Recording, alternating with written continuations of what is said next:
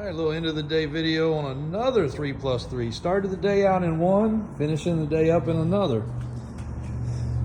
We do have a prospective customer on this truck. We're working through some very final touches, some questions they had. But since you guys last saw this truck, the bottom area where the paint was chipping up has been painted. For those that haven't seen this truck yet, big block, 35s, 17s, beadlock looking wheel, small lift kit, 2-3 inches maybe. Nice looking big block under the hood. Air conditioned truck, and the AC does work.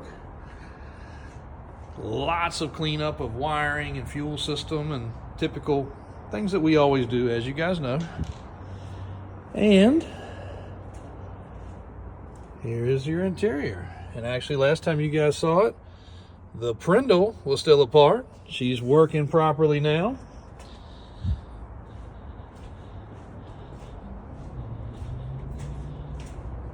And came up with something pretty cool on the interior. We'll see how it works out. Depends on what the customer wants to do. We also did the not fall in the floor.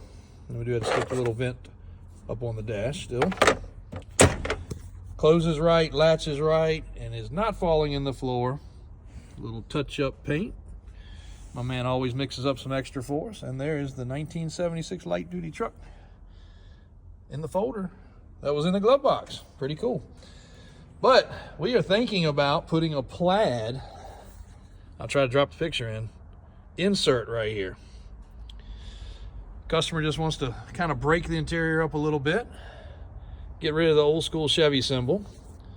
Headliner is already nice and tight like it should be.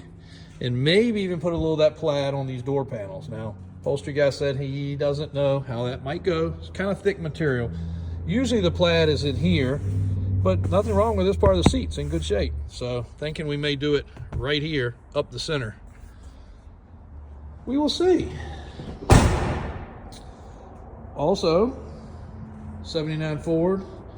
Did not make its way into the shop today, but it will Monday for some service. Crew cab got a few little things done. Bronco's top is still not back on. The black square body in the corner did get online. 6 doors in here, just finished a detail. And fall guy headed to California. Cleaned up and ready to go. We got to get some pictures of this Silverado Jeep for a customer. I think we're done for the weekend, guys. Thanks.